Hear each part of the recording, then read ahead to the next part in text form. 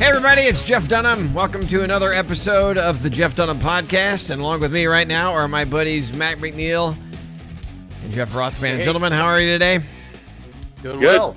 Good. Yeah, doing all right. Good.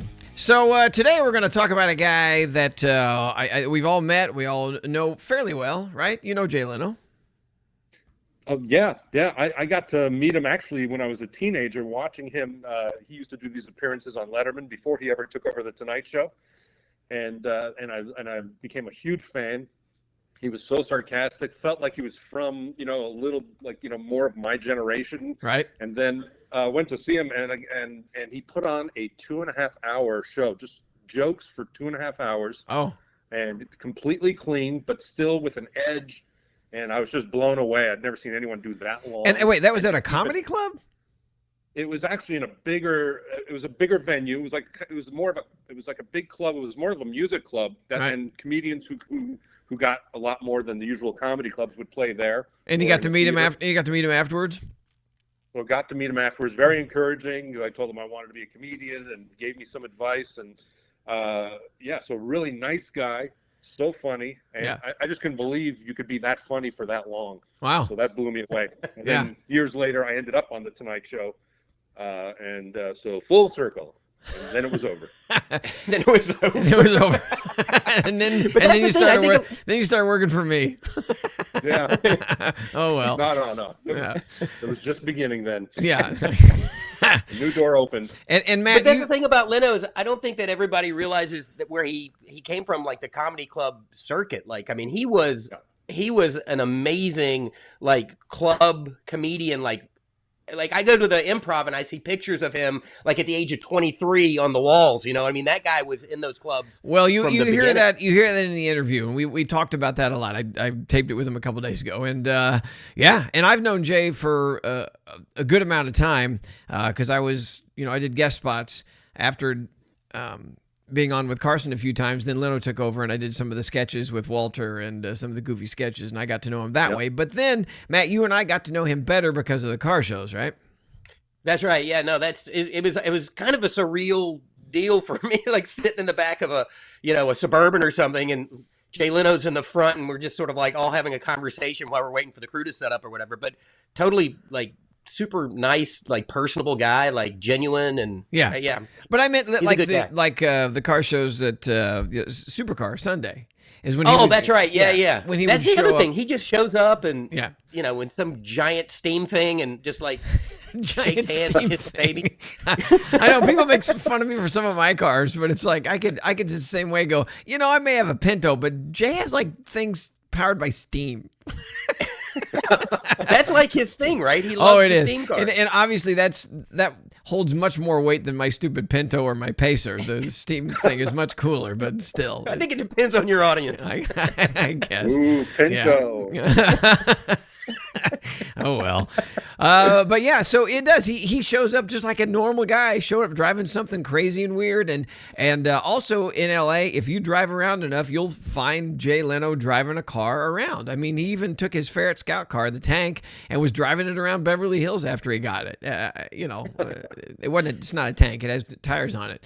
But and you'll hear stories from people saying, "I saw Jay Leno broken down on the side of the highway." Every once in a while, and he'll just be sitting. Yeah, there like waiting. literally everyone I know has a story about I was in traffic beside Jay Leno. Before I knew him or met him through you, Yeah. I have a story on the freeway. I look over, hey, it's Jay Leno in a Corvette. Yeah, and he waves at everybody. He's always friendly. He never tries to hide from it. So that's I think that's one thing that's unusual about Jay. Same thing with Howie is that same thing with Gabe. All the guys I've interviewed, they all welcome the publicity. They welcome saying hi to people. It's great. Yeah, they're pretty down to earth. Yeah. So I've picked all down to earth guests so far. So far. Yeah. All right, great. All right, so what else can you say? I had a really great chat with Mr. Jay Leno, and I think you'll enjoy it. Here he comes. All right. Well, folks, I'm joined by a guy who has been coming into our homes for 45 years plus now. Mr. Leno, how are you? Good. How are you, Jeff? Good to see you. Great. We had a much better introduction of you with the other two guys, so we gave a lot of accolades and said some nice things about you. Oh, well, that's very kind. Well, I appreciate you letting me do this with you today. Thank you. I just want to start with the weirdest thing I can possibly think of. I'm going to get to some of the typical questions that folks just want to know, and they might not have heard your answers. But Could you please tell us the last time you had a piece of fruit or a green vegetable? Well,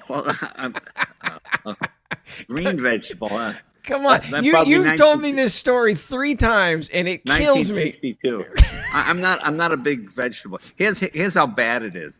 The guys wanted BLTs, right? So I said, I'll go to the market. I got bacon, which I eat all the time. I got some tomatoes. I come home. You're talking about your crew?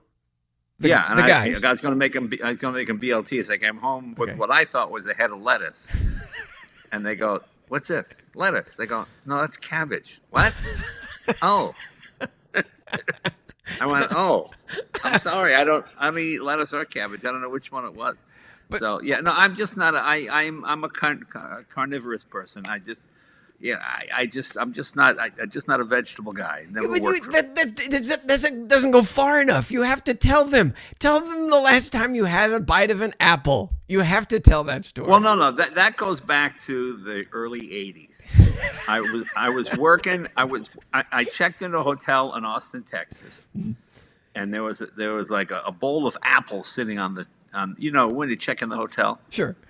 The guy said, "Would you like an apple?" And as a comedian, free food. Okay. Right. I said, "Yeah, okay." So I took his apple. I took a bite. I got in the elevator. I was like, I went up to my room. I was like, so I got in the shower, and for over an hour I stood like just rinsing my throat until finally my voice came back. There was ALAR or something. Remember that thing they used to spray on apple? Sure. I must have been allergic to it, but I couldn't speak. My whole throat. So that was my last apple. Was about 82, 83. And no fruit, no vegetables. I mean, when you go to your place and craft services is set up, it's always a great meal because there's no vegetables and fruit. You don't have to mess with that. It's all meat and cheese and bread. Chicken wings, fabulous. It's amazing to me. All right, it's fine. It's just funny. Now, do you remember? Before I get to questions about you, do you remember? You probably don't remember this. The time that you and I actually had a first conversation. I'll remind you of when it was. I had been on with Johnny a handful of times, and then I was on your show, on the Tonight Show, a handful of times doing the goofy sketches. Right. Right. We were getting on an American Airlines. I had to look up when this was. It was January of 1992. We were getting on an American Airlines flight. We were like a row apart, and you and I started talking. And it was just when Jennifer Flowers had accused Bill Clinton of the 12-year affair. Oh, right. Yeah. And you and I were both like, well, he's done. We're never going to hear from him again. Oh, yeah, I remember. That's okay. Yeah, I do remember that. Yeah. And so we were kind of wrong on that one. We were wrong on that one, but ultimately, if you wait long enough, we were right, because he has not said a word since the whole Me Too movement started. You know, remember he had a book that came out. Sure. And on the first book interview, they asked him about, do you regret the way you treated some of these? And that was it. The book tour was canceled. He never, have you heard him speak anywhere? So actually, I would say, Jeff, we were ahead of our time. Okay, I'll go with that. All right. So one of the first things I want to point out that a lot of people don't know, Jay, is like I knew you from The Tonight Show because you came out to L.A. in the mid-'70s. Is that about right? Yeah, early 70s, yeah. Okay. And because you grew up in New York and... Well, I was born in New York, but I really grew up in Massachusetts. I lived in New York till I was 9 years old. Then we moved to Andover, Massachusetts, which is about 30 miles north of Boston. It's near the New Hampshire border. I mean, now there's Route 495 and Route 93, but by then it was just a kind of a sleepy little kind of agricultural town. Now it's one of those, $5 chocolate chip cookie towns, that's within commuting distance to Boston since the freeways went in there, or the highways as they call them back east. But yeah, it was a pretty quiet place. So who were you in high school? I mean, you talk about the class clowns, and I don't think comedians ever they weren't the class clowns. Is that about right? Successful comics? You just don't hear that. No, that is completely wrong, actually. I was the class clown. Really? It's interesting. I was lucky. I grew up I had very good teachers. I had teachers that were career teachers. Here in LA, people teach high school for 2 years and they write a screenplay, or I'm just doing this again. I'm working on room 222, so I'm teaching for a couple of years. But I had career teachers, and I remember, and I'm dyslexic, so I was a terrible student. Jay has the ability, but does not apply himself. And Sure. So one day, Mrs. Hawks, who I thought was probably 70, but she's probably 30 when I was, 14 or 15. Right. She pulled me aside in the hall and she said, I always see you joking around and telling jokes and things. I want you to take my creative writing class. Instead of English, instead of taking regular English class, we'll give you credit for your creative writing course. And why don't you write down some of these funny stories that you always seem to be telling people in the hall, and you read them to the class. And I went, oh, okay. And for the first time in my life, I actually enjoyed doing homework. It was like I went home and I wrote the story out, and then I read it to myself. No, let me change that to this, and it was the most time at it, because I always did homework. Excuse me, is this going to be on the test? No, okay, thanks. And that was my attitude. But this time I really enjoyed doing homework, and I went to class, and I got up and I read the story, and it's a kid's thing, so it got some laughs. It was okay. And she said, "Oh, have you ever thought of being maybe a comedy writer or maybe even a comedian?" And when you grow up in a little town near the New Hampshire border, the idea of being I don't know what. I remember Mrs. Langdell, my next door neighbor, said, "You can't be a comedian unless your father was a comedian. That's the law in California. That's the way it works. Your father has to have been a comedian." Right. And I thought, well, okay. And I thought, I guess I'll never be a comedian. But I remember Mrs. Hawks is very helpful. And sadly, like 6 or 7 years later, she died of breast cancer. And I set up a scholarship for her for kids that are, a little different, or maybe have some skill that's not readily visible. And it's still going to this day. And I was very lucky. I grew up in that kind of town, like Mr. Robichaud, and all the teachers I had. When I went back for my 20th reunion, they were still in the same home room that Wow. we were in back in 1968. I mean, it was hilarious. And so I was very grateful for that. I was fortunate. So to answer your question, yes, I was the class clown, but I did obviously go on to be a comedian. So before you moved out here, how many years were you doing stand-up out there? My first time I got on stage was, I think, October 19th, 1969. I used to perform at a little club called Lenny's on the Turnpike in Boston. I was in a comedy group for a while. But the trouble with the comedy group, you got 5 or 6 people. Some want to work hard. Some are kind of lazy.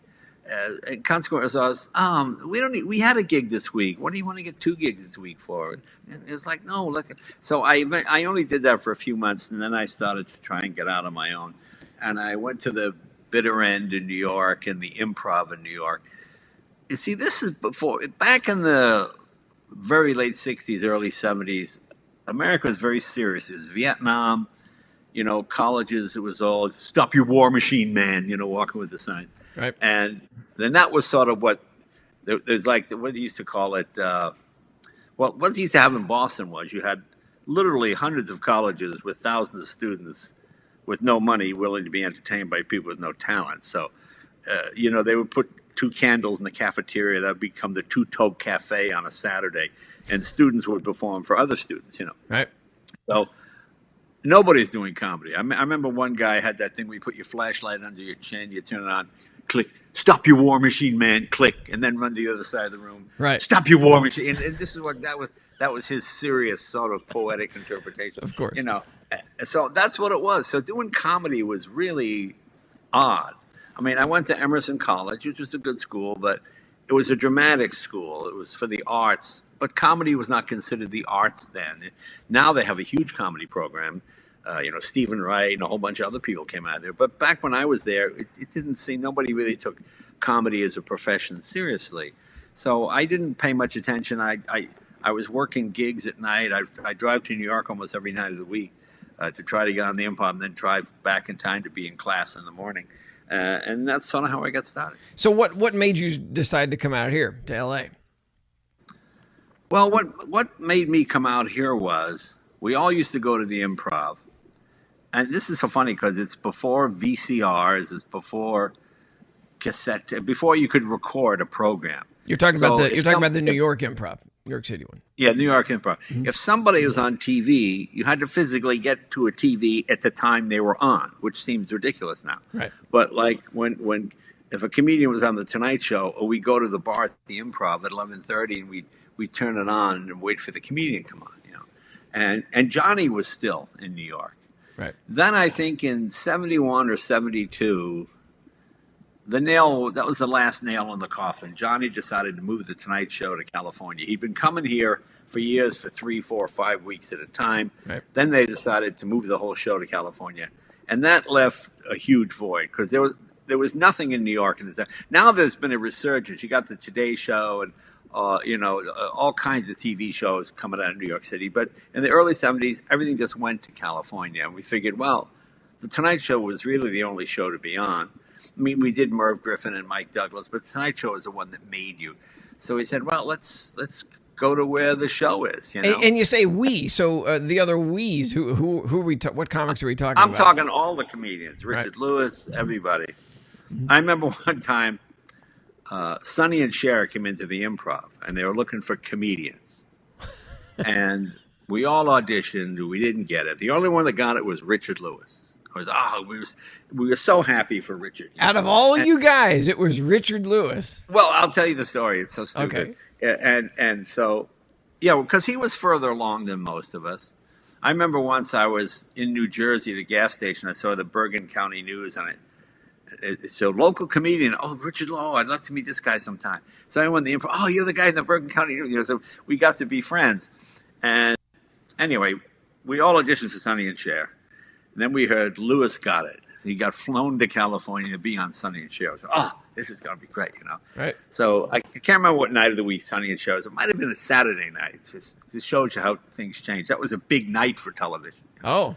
So we're all at the Improv at 8 or 9 o'clock, whatever time we're waiting for Richard Lewis to come on, and then we see a sketch where it's like 5 people dressed as the Fruit of the Loom people. And I think Richard was a tomato or something. And he kind of danced across. And we're all like, hey. Oh, man. It was like, because we all thought he'd be up there. And nobody be funnier than Lewis. Right. He'd be doing his stand-up, the whole thing. And And hilarious. That was it. Actually, if you want to see something funny, Google Richard Lewis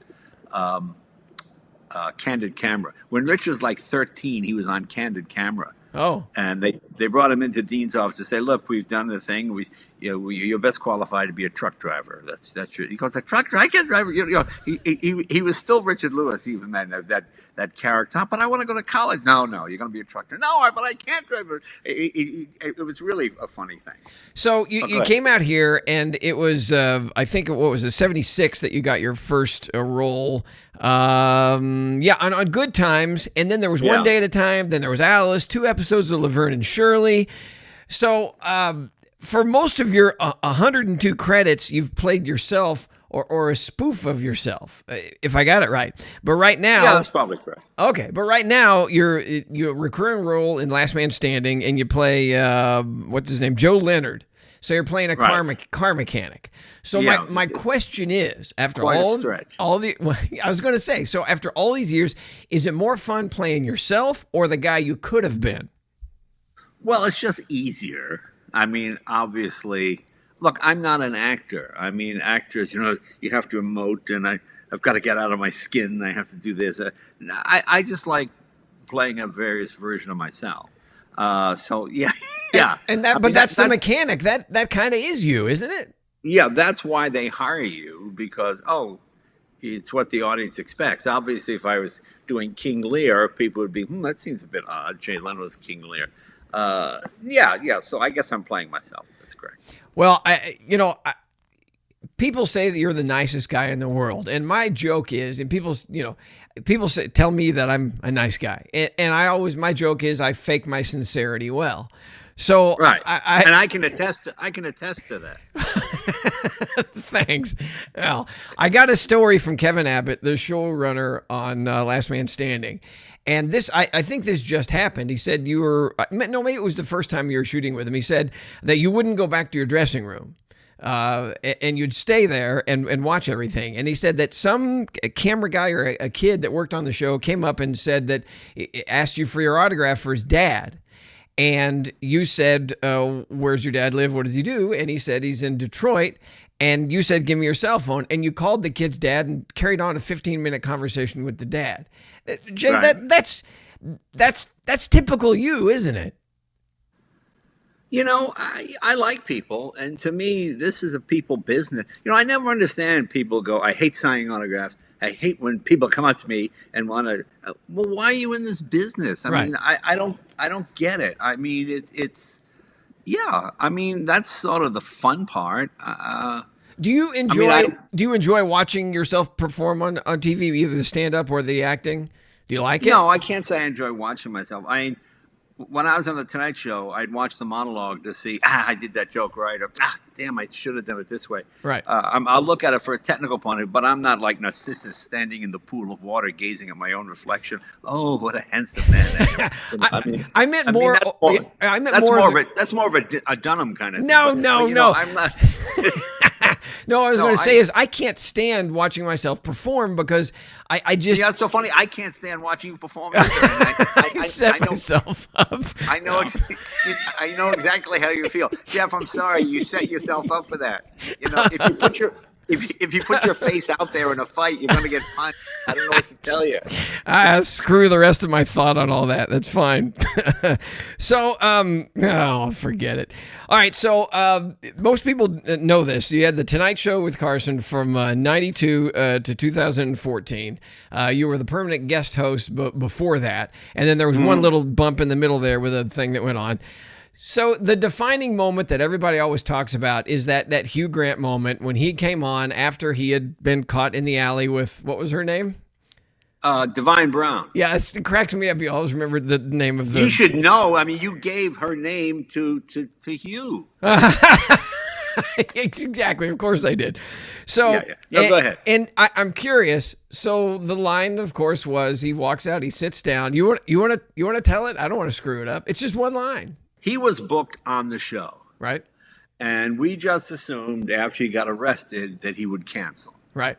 But he didn't. And I went in the dressing room and I said, hey, Hugh, thanks for coming. He goes, no, I know, I deserve it. He didn't come with a press person. Right. He didn't come with a load of excuses, you know. Mm-hmm. I said, look, I've got to ask you about this. He goes, fire away. I deserve it. I screwed up, blah, blah, blah, blah.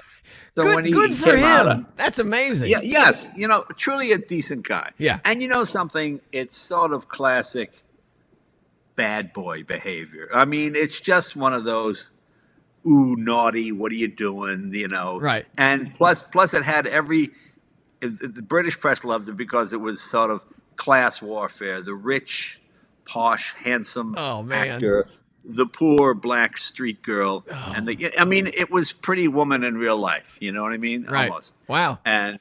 And he walked out, and I said, "What the hell were you thinking?" And everybody laughed. Oh, man. And he smiled, and he goes, "Well, I can't remember what he exactly said, but he hemmed and hawed a little bit. But he was quite funny, and I really give him a lot of credit because nowadays everybody immediately gets a press person and an attorney. Sure. And of course, the what actually happened is completely different from what we just saw on the camera. So. But for you, in your career, that was the moment. And I remember I was watching it that night, and I just went, that was fantastic. Well, the interesting thing was we had switched our set. When I started the Tonight Show, I was in Johnny's set, and Johnny liked to have a lot of distance between him and the audience. Right. And there was about 50 feet, and then his audience went straight up, actually physically in seating, almost like a Broadway theater, straight up seating. Sure. We had gone to New York once and did a week of shows and had success because the audience was right next to me, and I could come out and shake hands with people in the front row. Right. And how you doing, and high five people. I mean, I liked having the audience close. A lot of performers don't.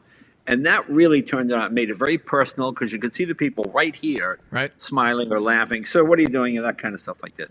So we had started to catch up to Dave, and we would win maybe Monday. He would win Tuesday. We'd tie on Wednesday. He might win Thursday.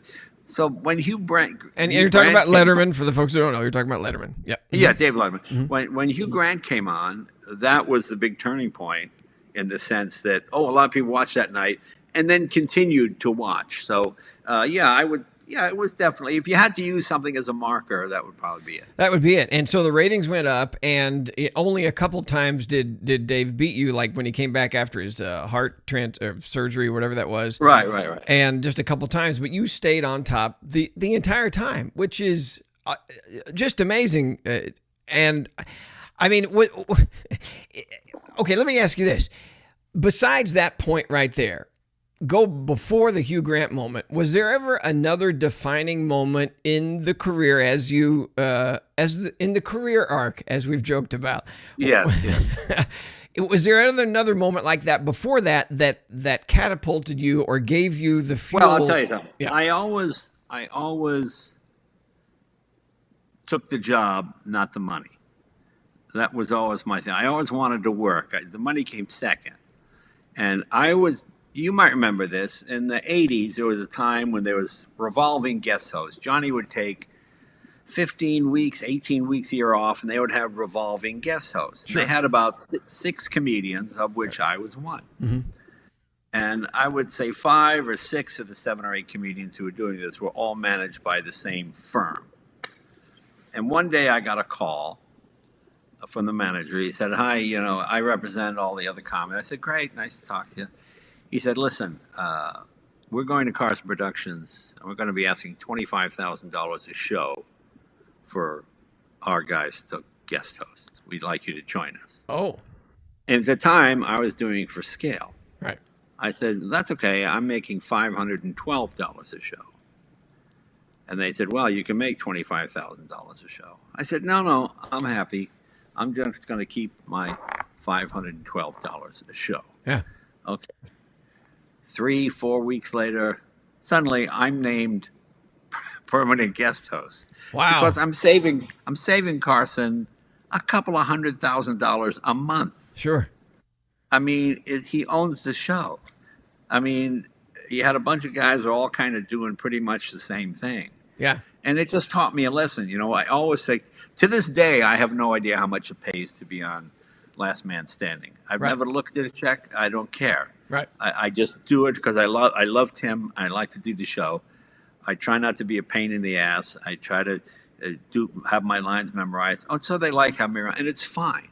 And that's always been my attitude. If you're worth anything, they will come to you and offer you money. Sure. And I realize that sounds incredibly naive, but it's also paid off for me. People always say, "You're real stupid to be doing that." And I go, "Hey, you're at the Oakwood Gardens, okay? You're in an apartment. I have a house here. Why? Why am I stupid? Well, no, you shouldn't do this. Why?" Well, that's what I've always, said to everybody around me, that the money is second, because if you do the work and you do great and you're easy to work with, then the money will come after that. And that's right. And the weird thing is, the same show you get paid tens of thousands of dollars for is the same show you do when you go to the Improv on Wednesday night and get up stage and do a half hour or 40 minutes. It's the exact same show. Yeah. And why is one free and one? I don't know, but I like the way it works. Sure. Well, then let me go to the opposite side of things and say, was there ever a time that you said, "I don't know if this is going to work out"? And I'm talking about before the Tonight Show and after, where you thought, "Nah, this is it. I'm done." And I'll get to the other question about why you never quit in a minute. I have to be honest and say no. Mm-hmm. I always enjoyed it. I always figured I would do something. I mean, if you consider being a salesman, my dad was a salesman.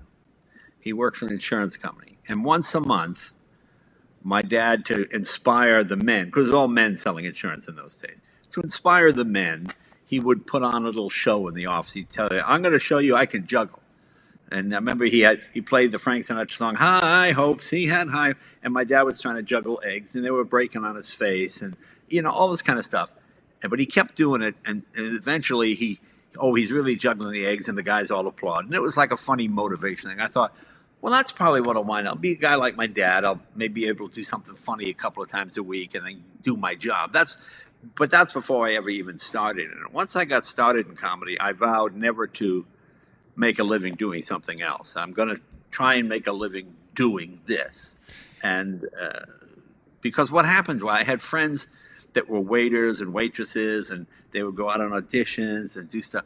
And then they're working as a waiter. Well, I want to get a nice apartment. Oh, God, I want to get a Camaro. I want to get a...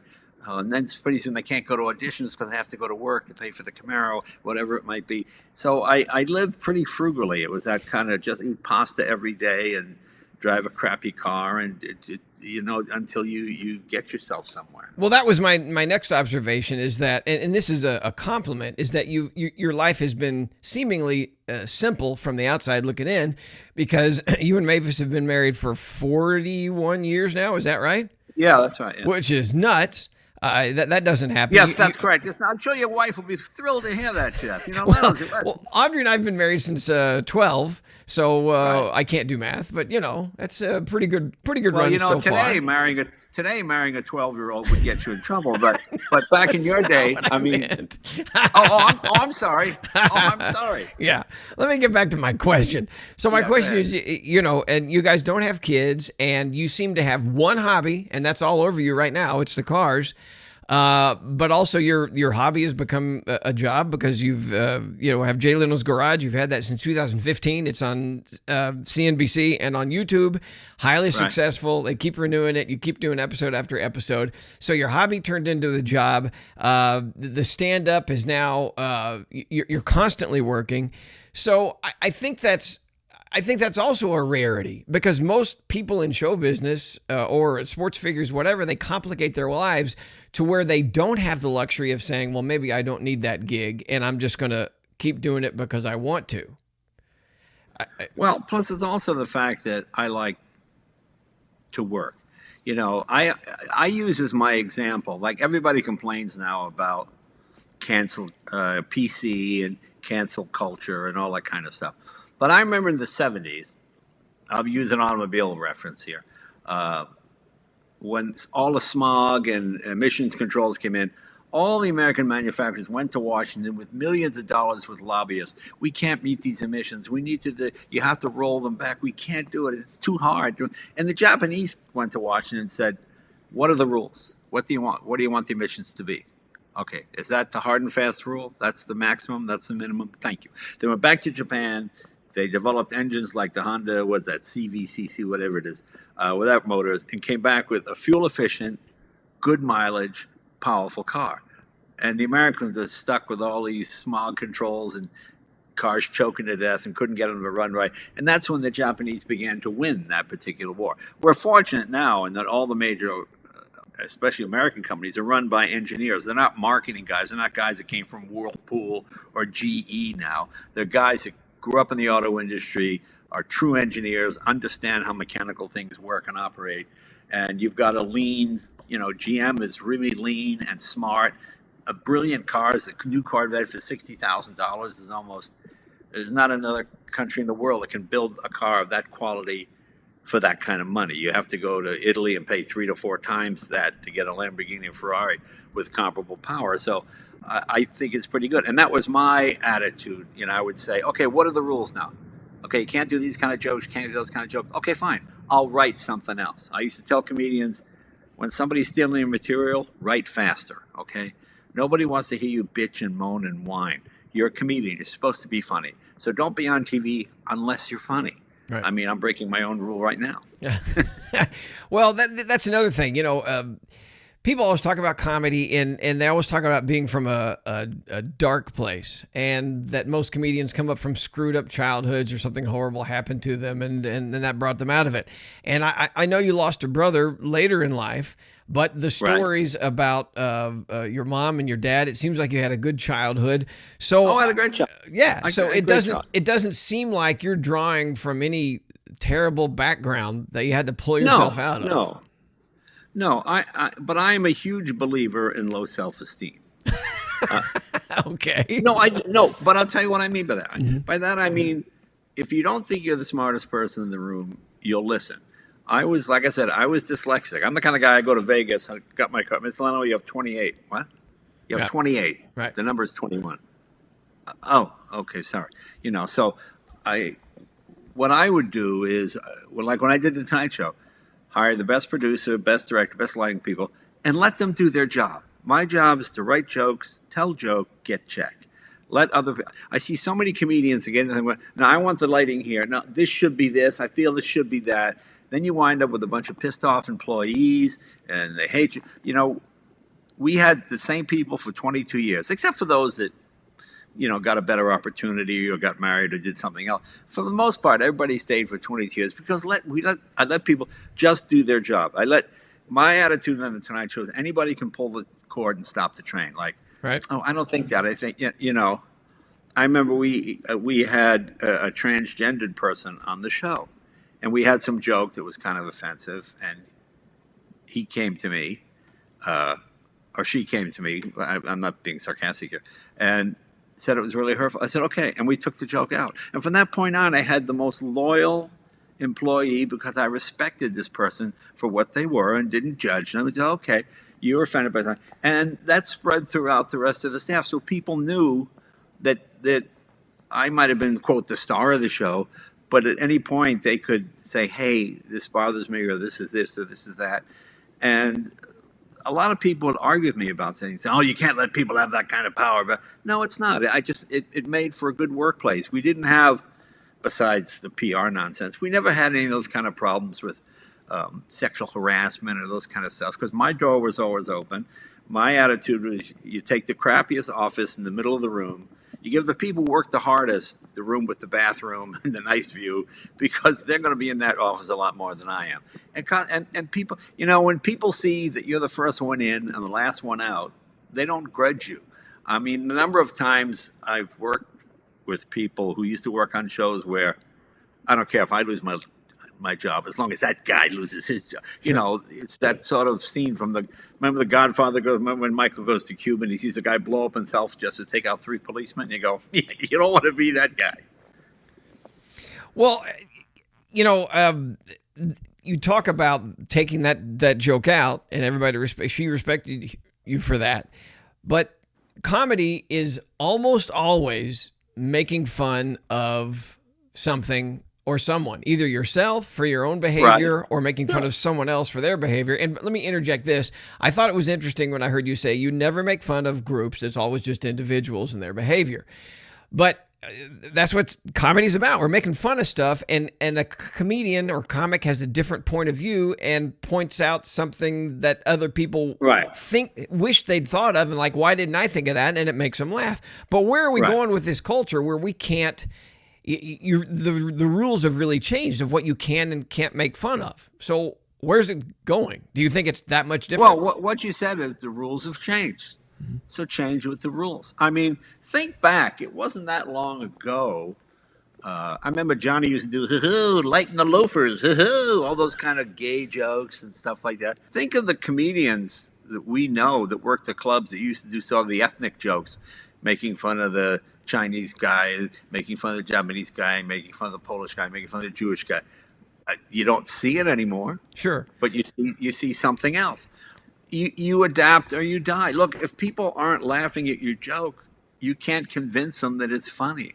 But I think the point, though, that everybody has is, and I think Disney addressed it amazingly with the episodes of The Muppet Show, where they came out and it said, it was wrong then and it's wrong now. So we're going to leave these episodes so we can all learn them and start discussions. So when we say you can't do that anymore, well, now it has to be backed up with, well, why can't you do it anymore? Just because you got caught, or are we supposed to? I've been guilty of it myself. Sure, we all have. What comedian hasn't? Right. Okay. Well, so what do? You either address it and you deal with it honestly, or you quit the business. Right. I'm always amazed at comedians that go, I'm not working that club anymore. I don't like this, or I don't do colleges because college kids are too stupid now. Yeah. Right.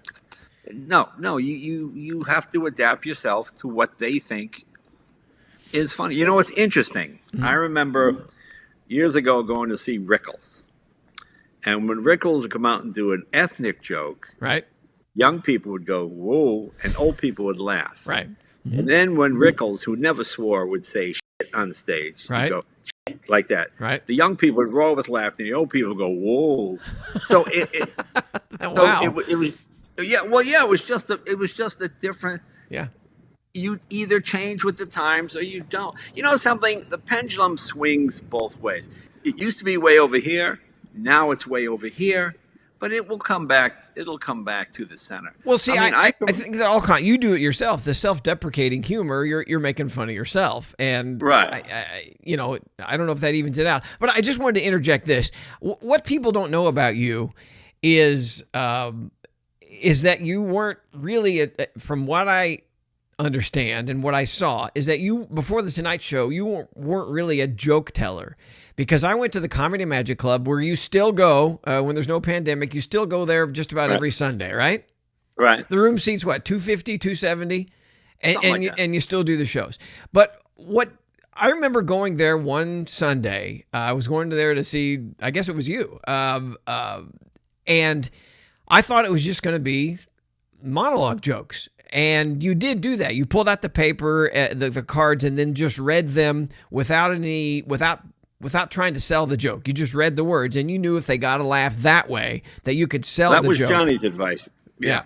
But what got me that night was hearing you tell stories. And I mean, I don't think I've ever laughed that hard at a comedian. I mean, your stories about your mom and your dad, and the one about the VCR and all it was just, I don't think people can appreciate you as a performer until they go see you live, because what's on TV is you. Well, that's different. I mean, Tonight Show monologue was really the headlines of the newspaper. Right. You made fun of what was in the news, and then you moved on quickly. Right. You couldn't tell stories. I mean, I enjoyed telling the stories. I mean, something happened the other day, and I had completely forgotten this, and you'll probably like this story. This is why I'm not allowed to buy furniture. Okay.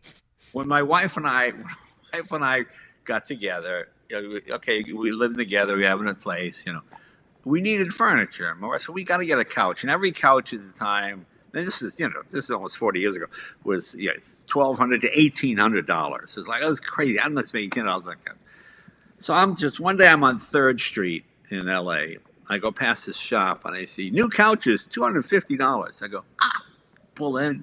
What do you mean new couch? Oh yeah, we make them right here, and it's a wood frame, and there was no cushion, there was no springs in it was just a wood frame with big sofa cushions, So I sit on this couch and I go, oh, this is okay. And $250 is our basic, and it's $25 to deliver. I say, fine. Here you go. I'll buy it right now. I don't even have to ask my wife about this one. Right. So I buy it. I come home. I go, honey, I bought a couch. They're delivering it tomorrow. Okay. So they bring in the wood frame. That's okay. And they bring in these big cushions, I notice there's 2 guys carrying each cushion. They're so heavy, And I put them down. So we sit on the cushion. My wife and I sit we're sitting like, it doesn't go, we're sitting like this on the top of the, like a cherry on the top of a cupcake or something, And the guy goes, oh yeah, just sit on it for a week and the foam, it'll settle down and it'll be comfortable. Okay. So after a week of sitting on this, Mark goes, this thing is really uncomfortable. I said, look, honey, let me open the cushions, and I'll take out some of the foam, and that'll soften it up. She goes, all right. So I unzip the thing, I reach in, and I pull out 3 pairs of men's underpants. Oh, no. The couch Come on. It's just stuffed with rags and filthy clothes. Wow. Now my wife starts screaming, oh, get that thing out of here. I go, honey, I'll just zip it up. No, put the underwear back into the Wow. So never again. I had to throw the whole couch out. And that is why, to this day, I'm not allowed to purchase furniture on my own. That's great. Well, do you mind? This is one that cracks me up every time I think about it, and my wife and I joke about it. And I hate doing this to you. But and I don't want to give it away, but you talked about getting older, and when you laid your motorcycle down and smashed into a tree versus, do you know what I'm talking about? Yeah, there's 2 versions of that. Okay. I'll tell you another one.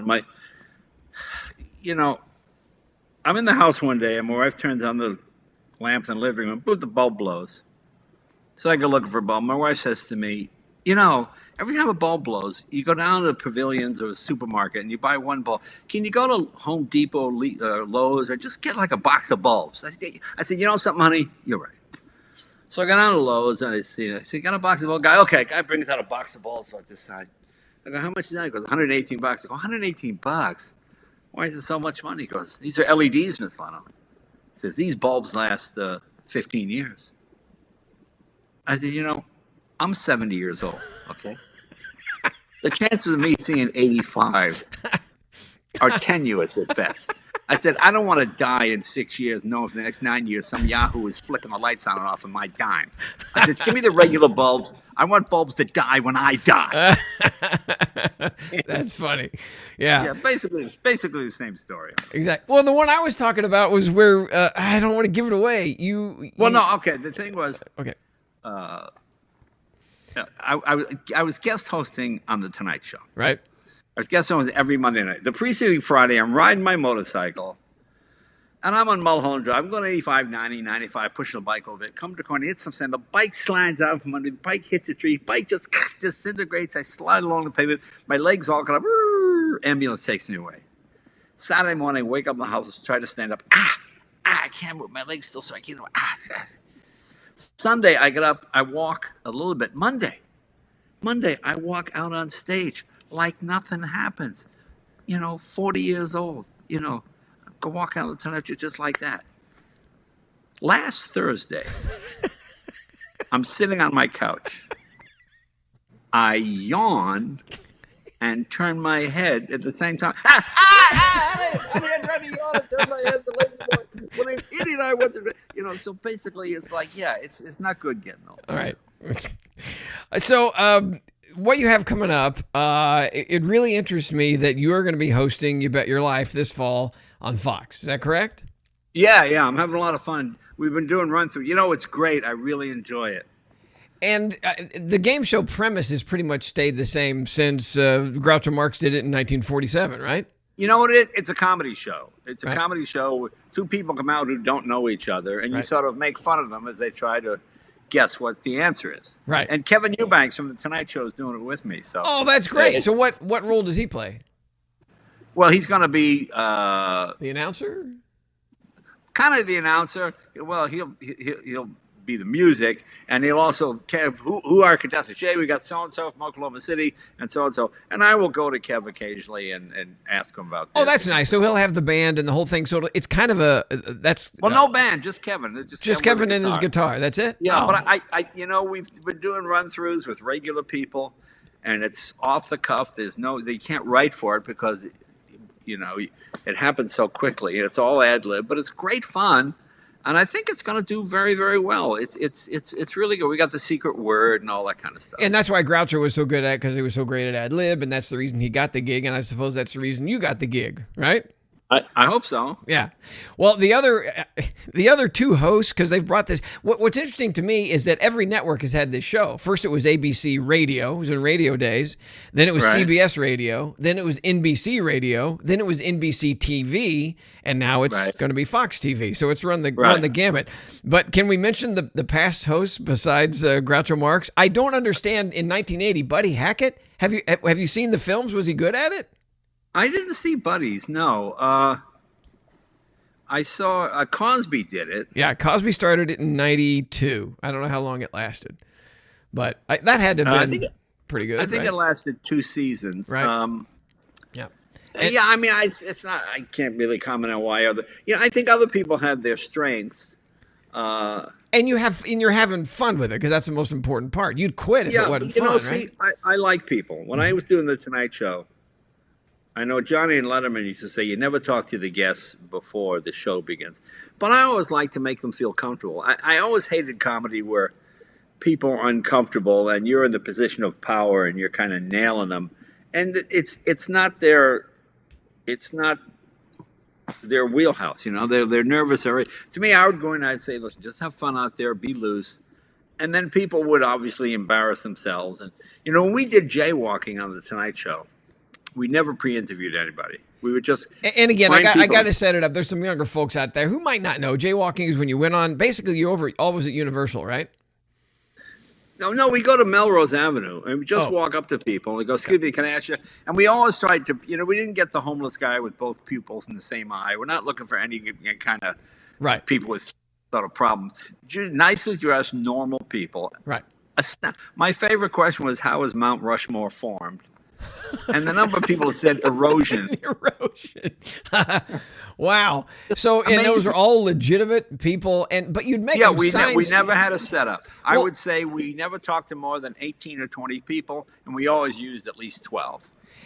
And even you had to make. Did you make them sign stuff before or after they were on? After they were on, we're not there to, But they would anybody say, no, I was an idiot, I don't want to be on TV ever? Would yeah, once in a while. Yeah. But for the most part, they knew we were having fun, and they realized their answer was silly and all that kind of stuff. The best part was the people had no idea what they were wearing. I mean, we're talking to one guy, and he had the something company on his T-shirt. I said, "You ever heard of this company?" He goes, "No. What do they do?" I said, well, they're in whatever business it was. You Right. sure you don't know them? No. You've never seen? No, I've never heard that name before. And then they look at their shirt and realize how stupid that sounded. But the number of people who put on clothes that have no idea what they say was astounding to me. That's amazing. Well, look, Jay, during the pandemic, you have not, from what I can see, you have not slowed down. I mean, you're still working. And tell me if these numbers are wrong. When there's no pandemic, it averages about 200 shows a year. Is that right? Yeah, about 210, yeah. Okay. So you still go to the Comedy Magic Club on Sunday nights just for fun or to try out material? No, or? the Comedy Magic Club has been closed. I mean before, when there's no pandemic. Yeah. And you still go. And what is the main purpose of that? Is to help Mike Lacey out, or do you just love it, or to try out material, Well, or all I the think above? a little bit of both. Yeah. I like Mike, and it was fun to place to perform. I liked it because you got a regular audience. Sometimes when you just work in Hollywood, you wind up with a Hollywood crowd, and it gets a little snarky. The great thing about the Comedy Magic Club is it's Orange County. It's near the airport, so you get a lot of people that are in LA for a night or two. Oh, comedy club, let's go in there. So they're from all around the country, and you get a good sense of what real people laugh at. Because sometimes when you're in the LA clubs, the acts are so filthy. It doesn't mean they're not funny, but they're so filthy. Most people go, "Whoa, geez, that's a little raw for me," And you don't get a true feel of what the room is like, So I always liked it because the Comedy Magic, it was just a good room. I've been there every Sunday except for this year since 1978. That's amazing. But, most guys would have walked off the set of The Tonight Show after 22 years, was it? And said, that was fun, I'm done. But you just kept pushing it. I mean, most of the guys would have grown a long gray beard and said, that's it. Maybe done a couple of things. But I was in Florida. You know something? I never considered TV a real job. I've always had two income streams. You live on one and you bank the other. When I was a kid, I worked at McDonald's. I worked at a place called Wilmington Ford. And I banked my McDonald's money and spend the Wilmington Ford money. And and when I got the Tonight Show, I figured, I don't know how long this is going to last.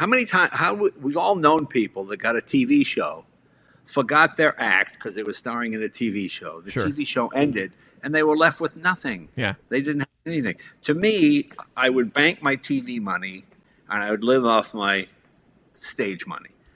And I would do about 150 dates a year. I was out every Friday, Saturday, and Sunday. And sometimes, if it's west of the Mississippi, Tuesday, Wednesday, or Thursday, like Vegas or something where I could get back in time to do the show. And that always worked for me because I knew I'm a stand-up comedian who's just lucky enough to get a TV show. This TV show could end at any time. But the stand-up's not going to end because I can always go somewhere and stand up. I figured until the pandemic. Well, that's what I mean. I figured something would take me out. Yeah. Motorcycle accident, stroke, heart attack. I never thought I would be fine and the audience would go away. I really thought it'd be the other way around. But that's what happened with the pandemic. You couldn't have an audience anywhere. You couldn't go anywhere in the world. I like to work on cars, so I would call friends who make stuff in Argentina. Oh no, pandemic. France, Wales, Scotland. This is the whole world. I mean, it's just amazing that you, the fact is, there's not a club anywhere. I mean, now it's starting to open up a little bit, but as I said, March 17th was the last time I was on stage. Well, you know what impresses me about you is that it's just been, it seems like such a solid, straightforward career in life because of the simplicity of it. You haven't complicated it with divorces or any of that stuff. No. It's cars and comedy. And it's an enviable position to be in, but it's just a lot of wisdom along the way. So my wife wanted me to ask you, and I'm curious too, how did you and Mavis meet? Well, it's kind of funny. I've lived with 5 women in my life. They're all born on the same day, including Mavis. What? I wasn't looking for that. I'm just attracted to women that were born on September 5th for some reason. I met Mavis. She was in the audience, and we've been together ever since. That was 41 years ago. In the audience where? It's a comedy store. And you met, and I saw her in the audience, and then what happened was I saw her get up and go to the restroom. So I got off stage and immediately ran back to where the restrooms were. Hey, I just saw you coming out of there. How you doing? Nice to see you. You know, and started talking right there. You know, and that was it. Yeah, that was it. That was pretty. That was it. It's you know, I always say behind every successful man there's a woman, and behind every unsuccessful man there are 2 women. You know? Wow. And that's like people always say, oh, the key to a good relationship is communication. No, the key is really not screwing around. Wow. If you don't believe me, screw around, then try communicating. Let me know how that goes for you. Sure. And you know, and that's worked out fine. That's worked out good for me. I really like being married. I have a great marriage. We have a lot of fun. I make my wife laugh. That's that's my favorite thing. You know, and she still does. Yeah, like, you know, the other night, you know, I'm asleep. It's like 2 o'clock in the morning. My wife goes, hey, kids, it's time. She goes, honey, I just want to tell you I love you. I said, you're having a nightmare. Go back to bed. And she laughed. She thought right? that was like the funniest thing, and it made me laugh. And, you know, there are people who just inspire you to do what it is you do. And you know, that's, you know, what was the other thing she said the other day? She goes, she said, she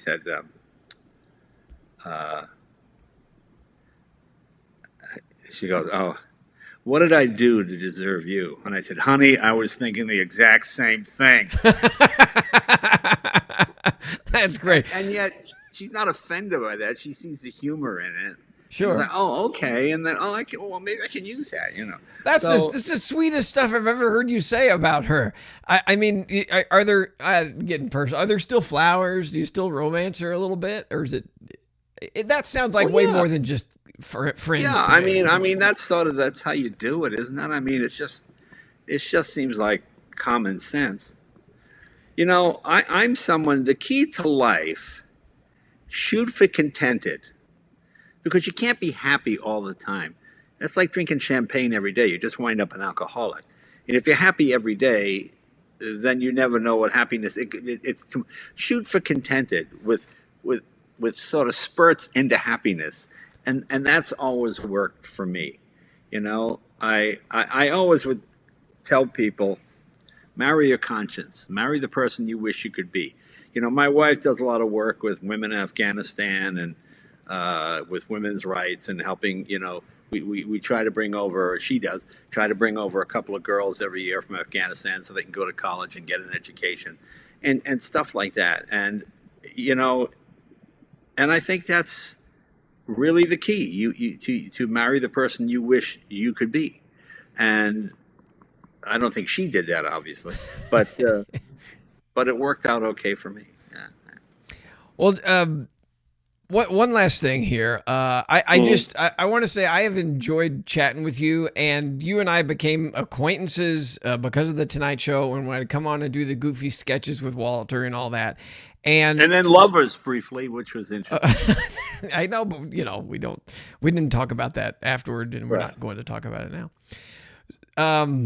But I remember going to the car shows every once in a while and chatting with you, and you were always approachable. And this is fun for me to be able to have this conversation now, because this business is, in your position, it's so difficult to know who can be a friend and who can't be, and who isn't a friend, because you never know. And I always felt so sorry for Carson and for you, and because you don't know. Everybody seems to want something from you, and I have a teeny bit of that now and then, and I have a handful of good friends, and I'm sure you do too. But it's tough. And Letterman said, when he talked about Carson, he said talking to Johnny Carson the first time is like talking to the guy on the $5 bill. And I would bet Carson is to you as you are to me. And it's just really fun to hear the human side and to be able to have a real conversation with somebody like you that I guess has to be really guarded. I don't have to be really guarded. I mean, to me, if somebody wants something from me, I give it to them. It's after they go away, you go, oh, okay, well, that person just wanted that. Well, that's all right. Right. That's fine.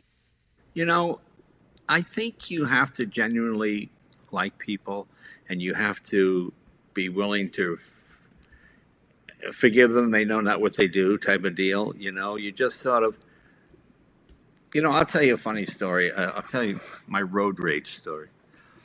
One day I'm in traffic, and this guy behind me, beep, beep, beep, he's honking, So I go around me, go around me. So I pull off to the side. As he goes around me, he gives me the finger, So I pull up the light, and I go, what was that all about? And he starts yelling at me, right, just swearing at me. So being a comic, you know how this works. Yep. To me, he's like a heckler. I look at him. I said, let me guess.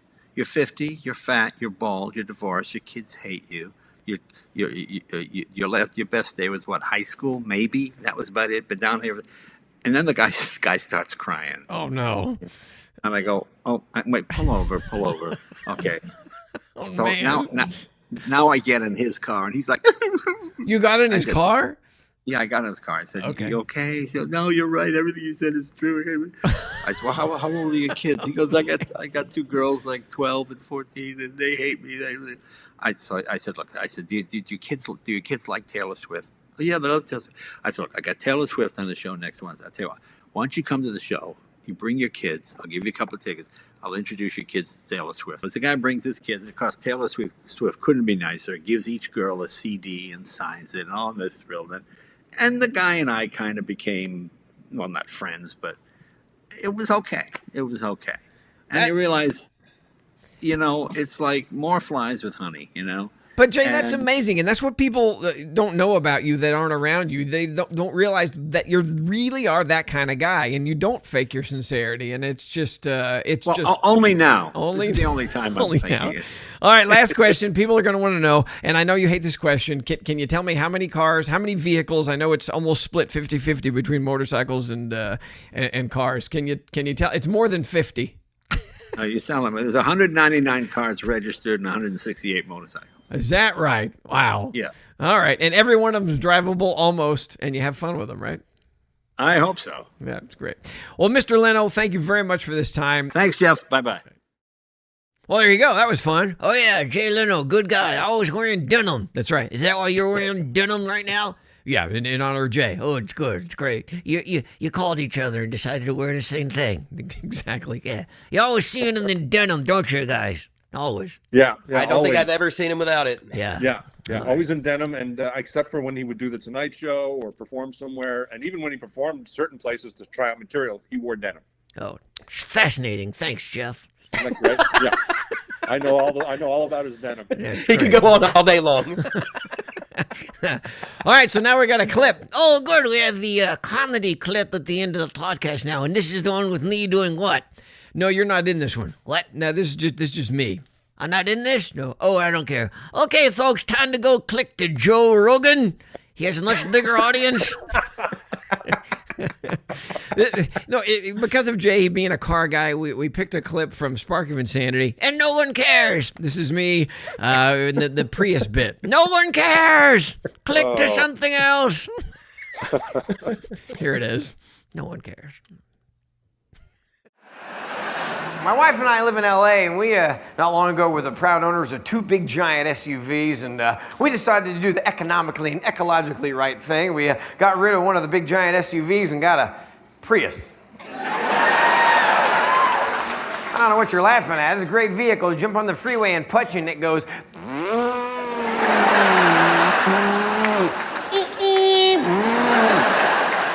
And when you can drive underneath an 18-wheeler and go, that is really dirty, and drive back out, that is just too damn small. It is kind of cool when you go to the gas pump to fill up, because in one tank you've driven like 2,000 or 3,000 miles, and you go and fill up, it's like, oh, all done, I'll be damned. 10 cents, that's amazing! Not used to a vehicle like this, so I've always had big trucks and big SUVs, and the one vehicle I refuse to get rid of, I've had it for 10 years, it's paid for, I love this thing, I've taken good care of it. I know it's not politically correct to drive it anymore, but I don't care. It's the H1 Hummer, the real one, the big one, the military version. Oh yeah. Oh yeah. Oh, I love this thing. It has a 38-gallon tank, gets 7 miles to the gallon. Diesel, where I live at its peak, was $3.84 a gallon. Yeah, I went to fill it up that week. It wasn't even empty. It cost me $148. I pushed the vehicle home. As it rolled into the driveway, I called my kids out and I said, girls, look at our new front yard ornament. Get the Prius. You sucked at. Well, that's it for this week. Be sure and join us next week for our next podcast. Oh, is it going to be next week? It always is. Okay, good. Yeah, you can get your Apple podcast or your favorite podcast provider. No one knows, no one cares. Watch it on YouTube or on Facebook. Oh, great. Yay. See it everywhere. Yeah. Be sure and subscribe, like, and comment. And also hit the notifications bell. And by the way, why the hell are you guys here? Oh, yeah, I don't know. No one knows. We can't leave? No one cares. Fine. Silence! I kill you!